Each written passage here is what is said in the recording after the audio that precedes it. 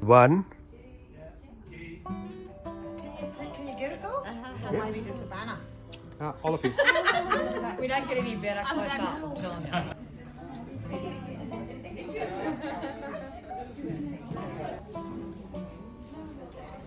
Very much once again. So again, good evening, honorable speakers, distinguished guests, and ladies and gentlemen. Rotary Club The Ponds welcome you all today to the Dowry Abuse Forum at Riverstone Police Station, an initiative taken by New South Wales Multicultural Liaison Officers in collaboration with Euphony Production in our very own Blacktown City Council. It wouldn't be possible without our team support, and on this occasion, Rotary Club The Ponds would like to take this opportunity to thank New South Wales Riverstone Police Area Command, New South Wales Police Multicultural Liaison Officers Parramatta and Bankstown, Euphony Production and crew, all the community representatives in and around Blacktown LGA, all the team members of Rotary Club The Ponds, and also I'd like to thank our media, the Unmute and Penchanti TV for showing your presence today. It's only because the only distinguishing color of abuse is black and blue. Ladies and gentlemen, once again, welcome you all to the Dowry Abuse Forum, in which there will be screening of 2 short films and followed by a panel discussion. As Riverstone, Blacktown LGA is the new growing suburb with young families settling, where there are 11% occupation belongs to subcontinent country like India. But it's so unfortunate that this LGA is holding the highest DV cases, especially dowry cases coming from subcontinent communities. So, to give more insights, I'd like to invite the Detective Inspector, Crime Manager, who joined Police Forces in 1997, has been a detective since 2001.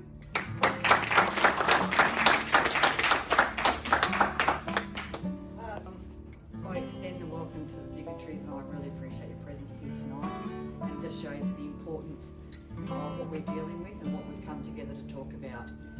There is no change without conversation, and there's no change without recognition. So we'll talk about it, we educate people, and with that, people will acknowledge what's happening in their own lives.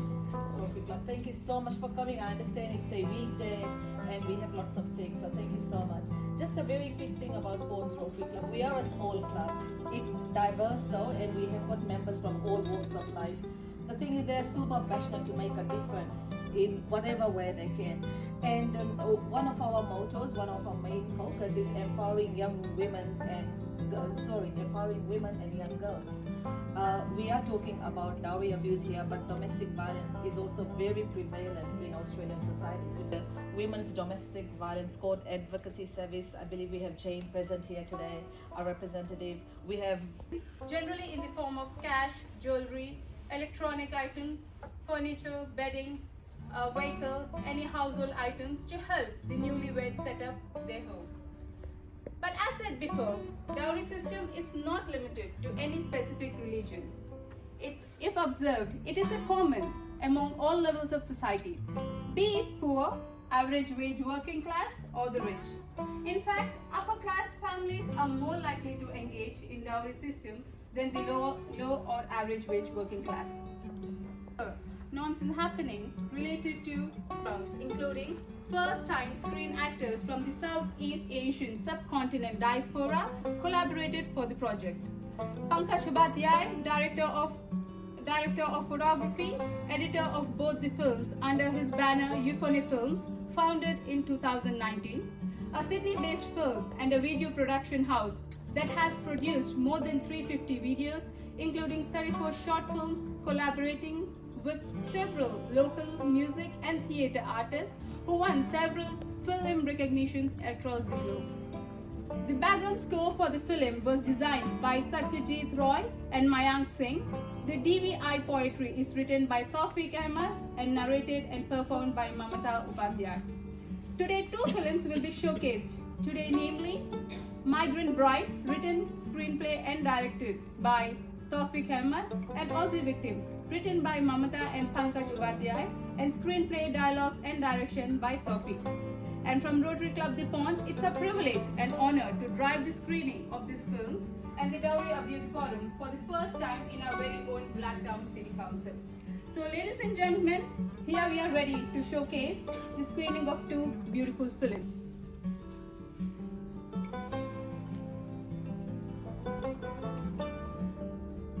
सुनिए, this suitcase. I'll take your computer. Just take your cabin bag. You take care of Lola. I'll get the monsters.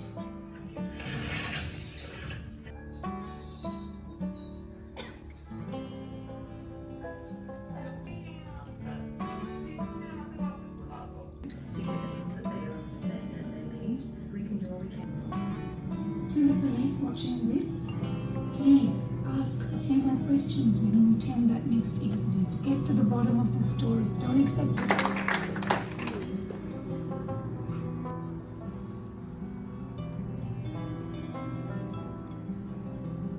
0636, or you can visit beyondblue.org.au. For domestic violence, you can please call.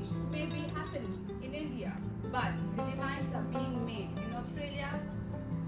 To discuss more in detail, I would like to call upon Anusha, CEO of Monster Beauty, One Stop Loans, and a contact chutney. A mother of 3 children, business owner, and a social activist who helps women to be the best that they can be and support and guides them to get necessity help. Dowry abuse or any sort of abuse. So let me get the panelists to start being introduced. So we've got Meghan Finlay from Detective Inspector Crime Manager Riverstone.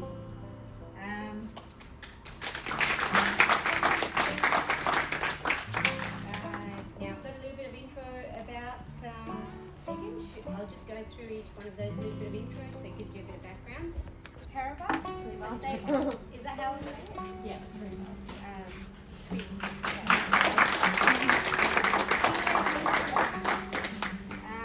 Domestic violence officer, Riverstone PAC. She joined in 2008 and worked at Quakers Hills Police Station before moving into a new station at Riverstone. They both started in MCLO. The Dowry Abuse Project won the award for Excellence in Law Enforcement Initiative for Women in the Community Award at the Australasia Council of Women and Police, ACW. Tony and Georgina Xanadine, like Xanadine. and their work included several educational resources for police, community groups and other services around the reporting of dowry abuse. The lovely Harinder Kaur, the CEO and co-founder of community-based organisation Families Helping Families called Harman Foundation. Please come over.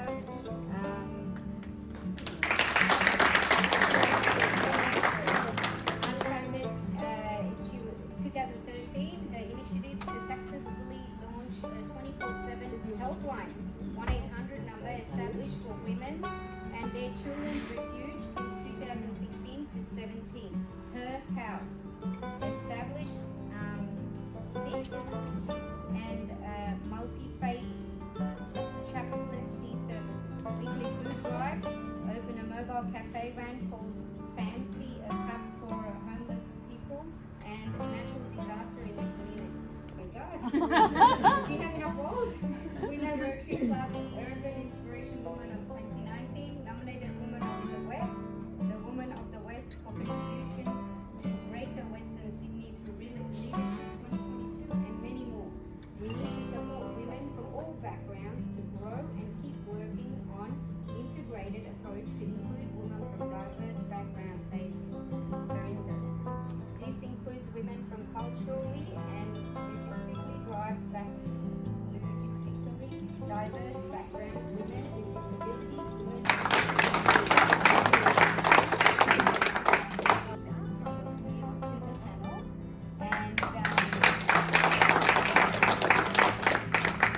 I've known both Harinder Kaur and Felicia for a very long time, and they're both wonderful women. Felicia, she's got House of Shakiena. She's the co-founder of it.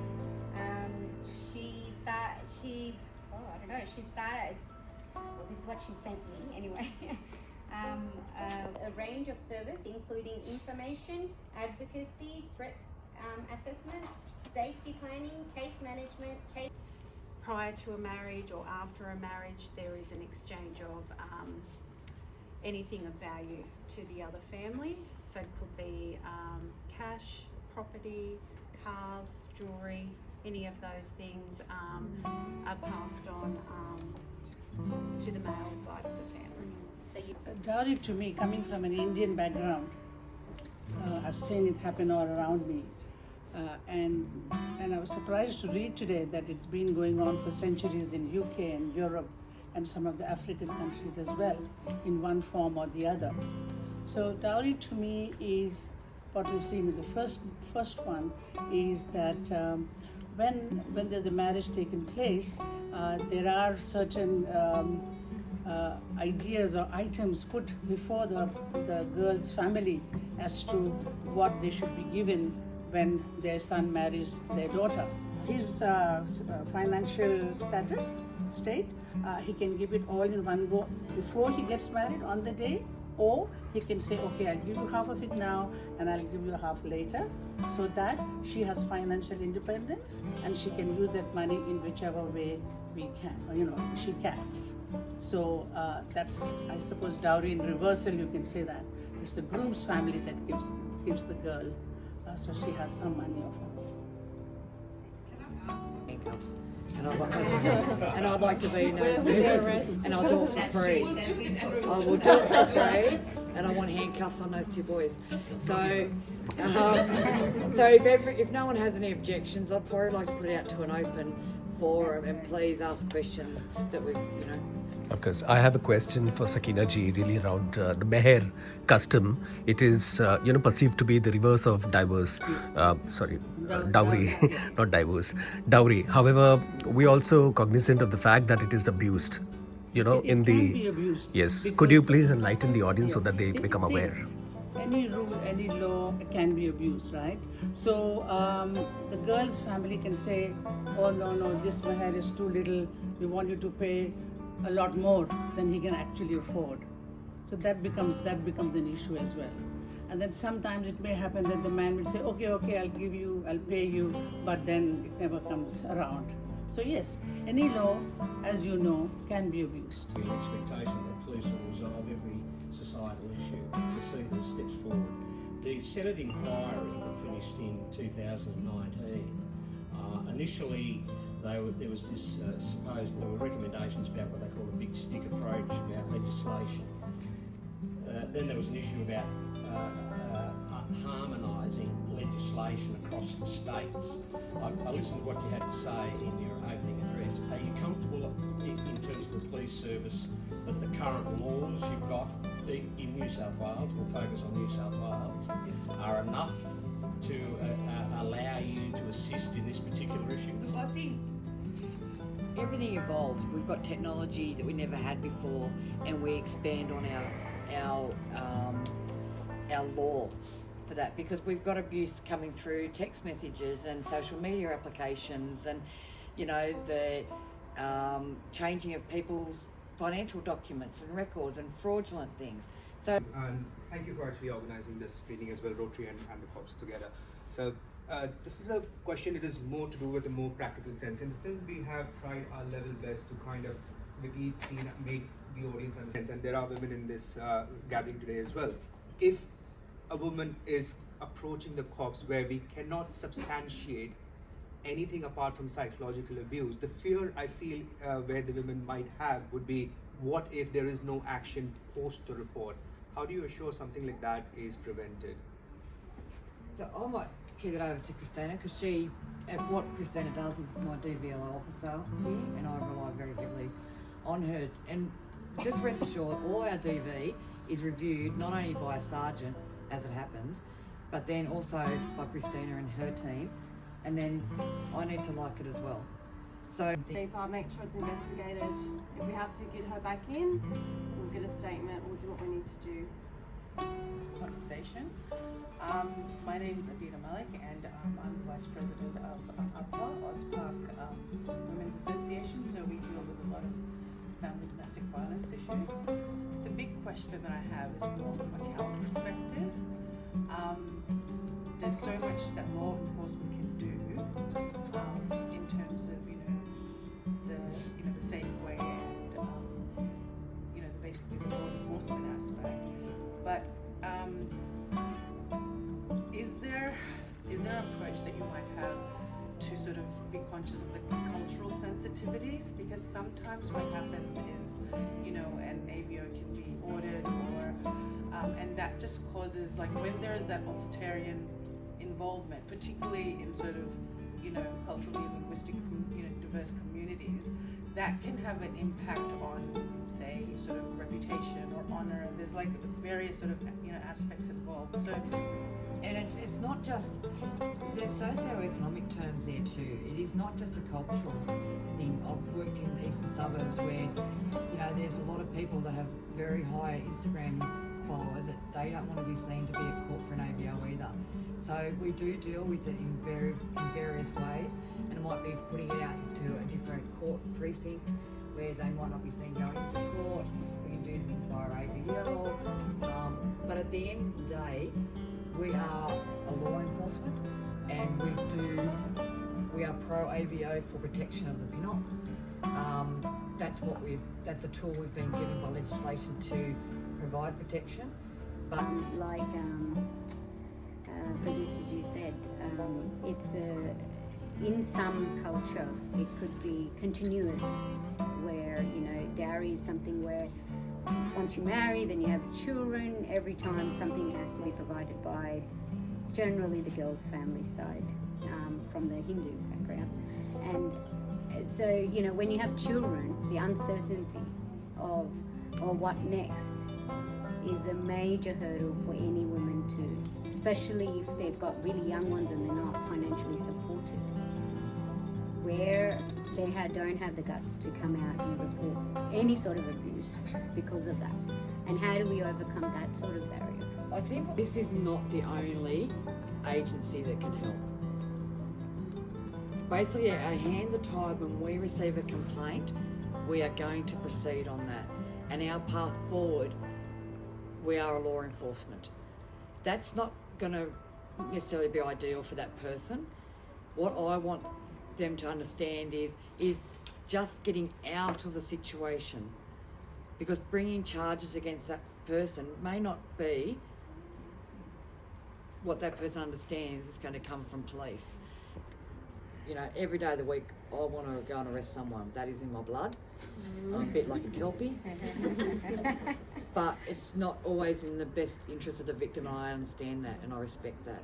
So sometimes I wish if they just had the conversation before they walked into my police station, where these lovely ladies, your services, can ring us and we could come up with a plan around getting her safe, getting her medical treatment, getting the kids into a different school, getting them provided for. We're working with great agencies. Yes. Hi, my name is Malika. I but still, we do have one person killed due to domestic violence, and there are very much underreported. So Inside, that was a chance to get help. We saw a bit of paper slipped under a door.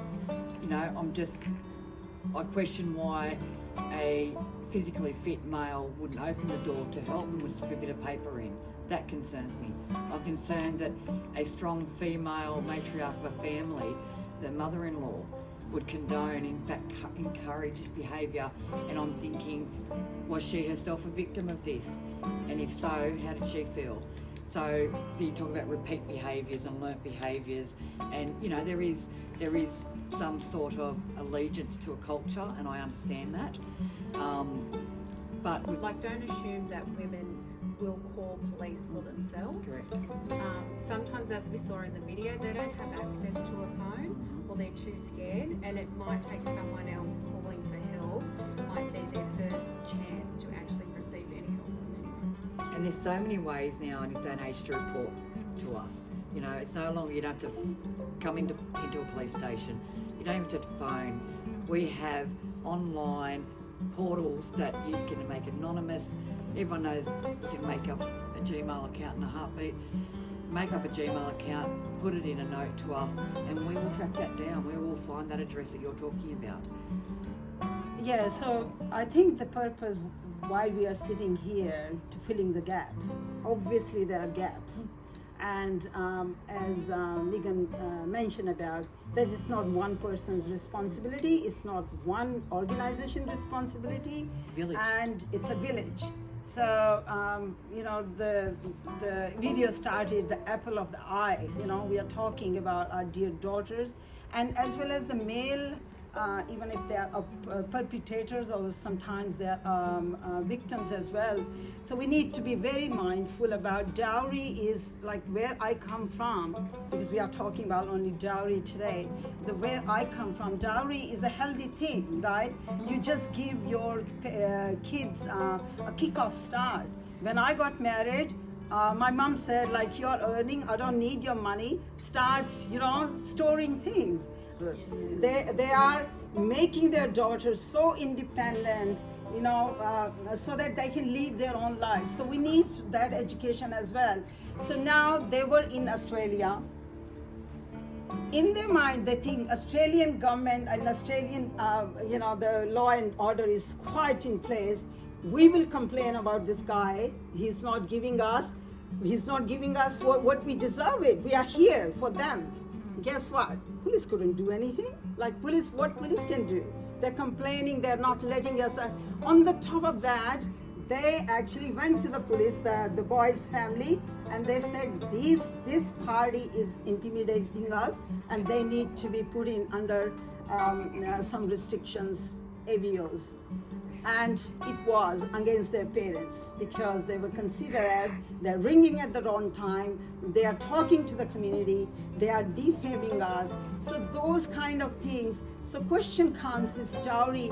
We need education to parents. Be mindful about. Don't go into like nobody is actually holding your hands to give your daughter to those ones, but consequences of the things that sometimes even if you do whatever you do, the things do still happen. In that case, police, in my opinion, police alone cannot do half of the things. They don't even understand. In my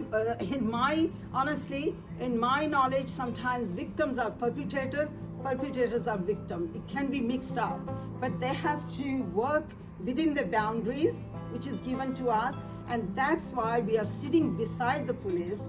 Grassroots organization understand the community where they are coming from, and it has to be together with every stakeholder here, and all of you we need to embrace each other's hand and say we have to just full of credit to them because they are the one who took first step, and rest of them they are holding their hands to right direction. So but we are working with males in the DV space too. Absolutely. It's very informative forum. Thank you very much, and once again each and everyone, New South Wales Police, and the media, Rotary Club, all the community leaders, and also